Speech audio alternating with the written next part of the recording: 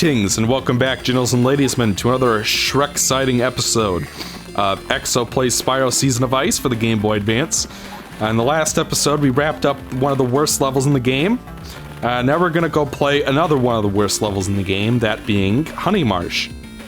And if you've played Enter the Dragonfly, you might recognize that name because there was also a level called Honey Marsh in Spyro 4. But in this game, I think it came out the year before Enter the Dragonfly, so this came first, so yeah. So this level has a lot of the same problems as, what's it called? Hummingbird Fort. Problem with the... Spyro, my time travel work has been going well, but I see that our old foes, the Rhinox, have returned. Or maybe we're now in the past and they're new foes. Or maybe... Anyway, see what you can do about them, would you?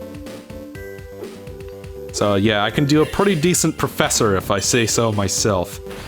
Let's see, and those bees are ripped straight out of Honeycomb Speedway, or Honey Speedway from Spyro 3.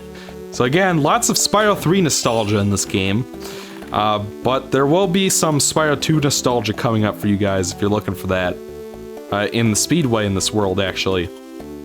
And it kind of comes out of nowhere, so I'm not sure why they bothered to bring him back, but regardless, we'll show that off next. Or actually, I'll probably end up playing the Sparks level first. So those enemies are really fucking annoying. They can spawn bees that will follow you around.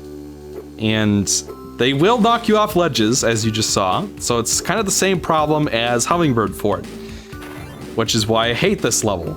You guys can see kind of a running issue with this game past the first chunk, is that there's so many annoying enemies that just get in your way and just refuse to bugger off. So, yeah. And they're pretty sure there's a bee over here, like one of those big ones, that will very easily knock you off platforms. And you know, once again, one of the main missions in this level is to kill all the Rhinox, so... And the bees do count towards that. Let's see, so yes, as you can see, there's a bee standing on that platform over there. So, I recommend going the long way around, so that you can then come and flame him before he knocks you off the fucking ledge. Because that was a really great idea to put an enemy that subjects you to knockback right next to the fucking ledge. It's a brilliant video game design. And there's a really annoying minigame in this level where if you get killed during it, the minigame resets and then you have to do the whole thing over. So, yeah. Make sure you kill all those enemies as quickly as possible. I'm very grateful for your help, Spyro! Oy vey. So as you can see, we have these lozenge trees. That's what they look like. I think they're supposed to be like honeycomb flowers or something. But they just look like lozenges, and they melt like lozenges, you know? So I call them lozenge trees, or plants, or whatever you want to call them. Once again, visual design-wise, you can see that there is kind of a green splatter. And you can see that there's even a little bit of honey draping off that platform there. So like I said, lots of character and creativity to these isometric platforms, even though everything's just a square. Feels like when they were making the graphics for this video game, that they were, you know, there was effort put into them, and I applaud that. So now I just need to figure out where I'm supposed to go from here. Alright, so this is the big set piece in this level, is those hives. They look kind of like the honey stills from the Enter the Dragonfly Honey Marsh, so... And it's, I don't know, they're similarly kind of like the big plot for this level as well. Alright, there's a fucker over here somewhere that will knock you off the ledge if you're not careful, so I'm gonna go take care of him. He's around here somewhere. Spyro, the Rhinox have knocked my time machine into the Honey Marsh, and I need it to get back to the future. Do you think you could get the bees in those hives to stop making honey for a while so I can clean up my time machine? I used to know what the trick to bees was, but I think I need to go back to next year to figure it out. I seem to remember something about charging. Alright, so what we actually have to do for the bees is actually a little simpler than he makes it sound. So you can see, there are giant flowers scattered about this level. And they're always close to these honey stills. What you do is you flame the honey still, get the bee to chase after you, and then when it touches the flower, it'll bugger off. Where does this go? Oh yeah, I've already been here. I see. Yeah, and those bees will hurt you if they catch you, so be careful. Or be careful, as Two-Eyed Bob would say. Two-Eyed Willie. Yeah. And once again, NPCs love to talk your ear off. Like, that was one thing I really hated about Enter the Dragonfly, was that, like, you'd just be walking around and the NPCs wouldn't leave you alone. This game somehow manages to have it worse. Die, you fucker, die, you fucker, die, you fucker. Come on. Just need some fodder, for God's sake. Alright. Pretty sure there's a fucking Rhinoc with bees around here somewhere. Yeah, there he is. This fucker knocked me off a platform yesterday, so you can understand why I'm looking out for him now. Alright, so this is easily the hardest bee to get. Wow, Spyro, it feels great to be free! So you can see there are these platforms around. I recommend doing all the bees right away, by the way, or at least in one go so that you don't die and have to do it again. So somehow you are expected to climb all the way up this structure before the bee catches you when you're not allowed to charge because you'll hit something. And I'm honestly not sure how I managed to do it yesterday because it's kind of dumb luck. It's like too far away for you to reach it in time. You guys seeing this? I feel like they should have put the still on top of the mountain and put the flower at the base instead. That feels like what makes a lot more sense. And, oh, by the way, if the bee goes off screen, it goes away, don't you know? Even if it just gets barely on the edge of the screen. So it's just like, they just didn't put it in a place that's easy for you to move around well. And every time it hits you, you take damage, and it's just like, why the fuck did they do this to me? You know what I mean? It's just like another, like, the most annoying minigames in Enter the Dragonfly don't compare to this. Like I said, just because this game is not as glitchy as Spyro 4 does not mean that it is better than Spyro 4. This game has a buttload of problems going on in it. By the way, I love how Sparks is so tiny that you can barely see him. Like in the later games, they put a little icon at the bottom of the screen so that you can better check to see how he's doing. Like honestly, I don't know how I did this yesterday. It's like, look at this. I could barely get anywhere before the fucker comes after me again. And if he goes off screen, he goes away. Ugh. And if I die, that means that all of the bees reset. Which is just brilliant video game design, is it not? Fuck. This is just garbage. Alright, fast forward, fast forward.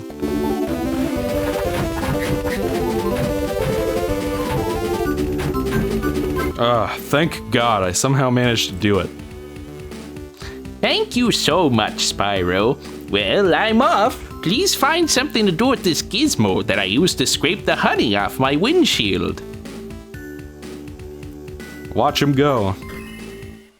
It's a time machine. And that might come back into play later, so keep that in mind. We rescued Kristen. Okay, so now all we've got left, I think, is the key. Let's see. If I could figure out how to get back to the beginning of the level, that'd be nice. This is the point in the game where the levels start becoming, like, especially mazy and hard to navigate. Alright, so we're back with the professor, which means that the treasure chest should be around here somewhere. There it is. Best to take care of that now, while we remember. And we can go grab whatever we missed along the way. But doesn't the professor look adorable in this game? Like, I think he is supposed to be a mole. Like he's supposed to be Blink's uncle, I think. We'll talk about Blink when we play Heroes Fart. Sorry, I know that there are some people here who are a big fan of that game, but Somehow I'm looking forward to practicing up for that even less than I was for this game, so yeah. So, I'm not really sure where else there is to go at this point. Like, obviously it's gotta be down here somewhere. And much like Hummingbird Fort, this level is kind of laid out in a big circle, with kind of like an area in the middle with all the bees. So that does make it does help you navigate just a little bit, but still, it's kind of like... Alright, so here's somewhere we have not been, because we saw a new enemy and a bunch of stuff we haven't... and a fairy we haven't unthawed. You are just the cutest little dragon. Right, and we got a vase. And one of those things. Okay. And it looks like we should be able to jump over there no problem. So like I said, by this point in the game, you start getting used to how the L button is supposed to work and stuff. By the way, those rabbits will kind of destroy the frame rate. I don't know what it is with them. And as always, I'm playing this in my DS capture card, but the real cartridge and everything, so that's not an emulation error, that's just how the game runs. Thankfully, the frame rate's pretty consistent in this game, I find.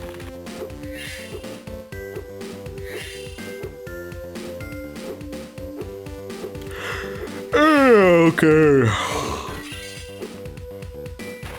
And we got the last lozenge. And thankfully, it dropped us off where we were. Wow, that honey can get sticky, Spyro, but it sure tastes good. Thanks. I'm not sure what exactly happened to these fairies that are like that you get from the flammable objects. Alright, that guy's probably the last enemy in the level, so we're gonna save him for now. So that we don't get warped across the level to somewhere we don't want to go. Because for some reason that's something I have to worry about in this video game. By good lord, what is happening there? Oh, it must have been those rabbits. The game really doesn't like the rabbits, I don't know why. Because, like, when I kill them, the game runs better, so... Not sure what the deal is with that. Alright, I think we've gotten everything already, so I'm gonna go ahead and kill this bee. And we got the last gem, and that's the last fairy. Oh, I haven't seen you in such a long time, Spyro. Or maybe I have, and it just didn't happen yet. Take this polar compass for me. I'm afraid it could get lost in time, and I'll need it sooner or later. We rescued Karen. And that's the last. And we actually ended up next to the portal for once, so... Greatest deals, as the Homestar Runner would say. Ugh! Oh, man! I'm falling asleep. So I guess that's what I get for not having my coffee yet. But those fuckers at On Track have not sent me my cinnamon spice monin syrup yet, so that I can have a cinnamon latte. Wow, that noise, though. Okay, so we're back for another round. Had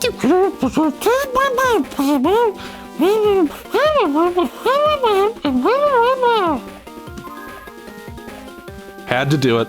Had to do it. Okay, so this one is a lot like the first one. Quite a bit like the first one, actually.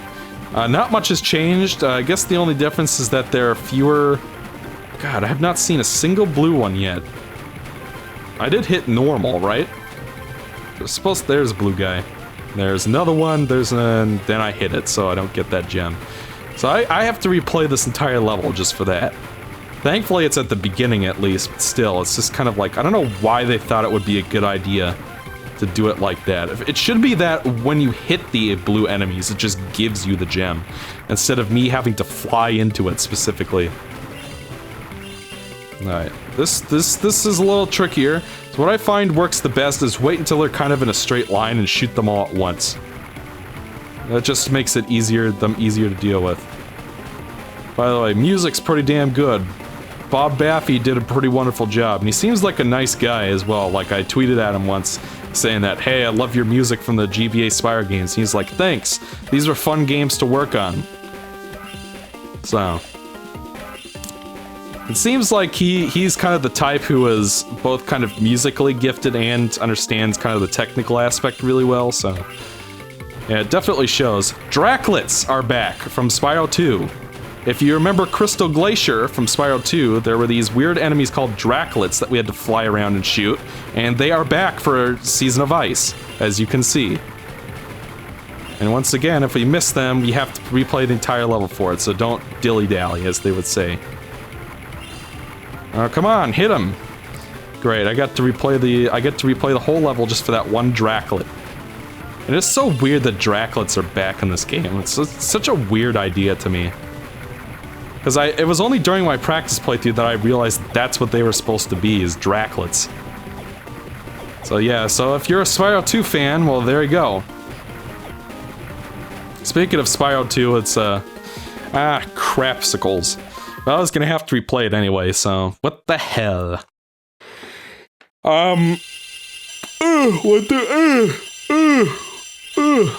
Falling asleep. One thing I should mention about Ice Age Speedway is that when I was playing this in my practice playthrough, it totally kicked my ass.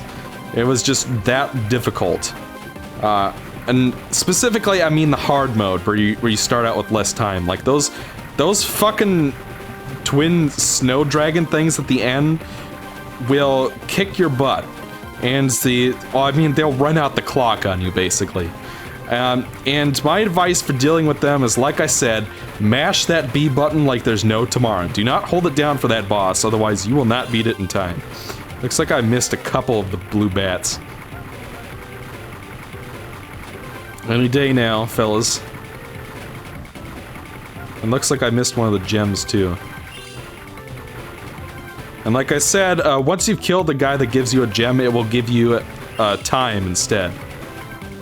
So usually it does take me a couple of goes through this level in order, or through these levels, in order to get all of the gems that I missed.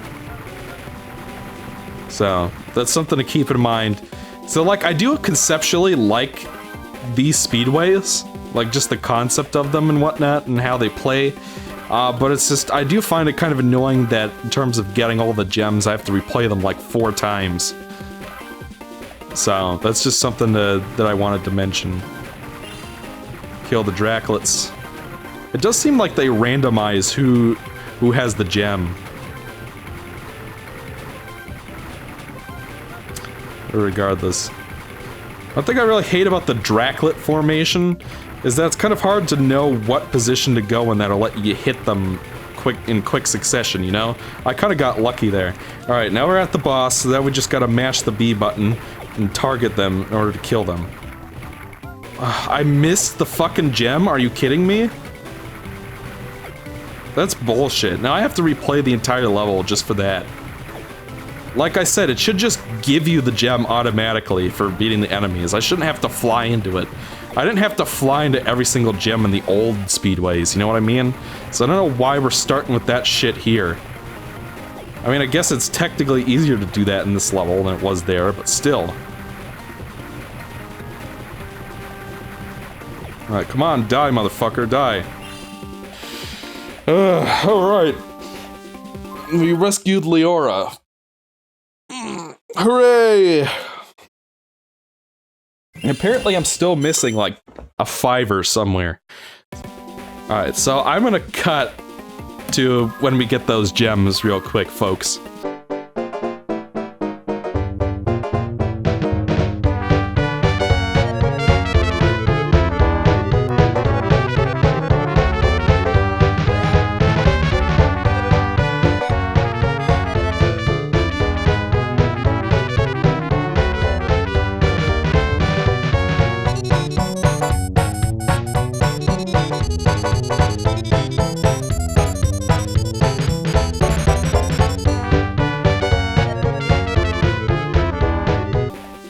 Alright, we're back. And I got a new best time, and I got the last 15 gems I missed. So I had to play that level 3 times to get all the gems. And it's just like, that wouldn't be a problem if the game just had the gems fly into you like the old games. But regardless, we're gonna go play the hard mode real quick, and I'm just gonna speed this up for you guys, because I've got nothing new to say.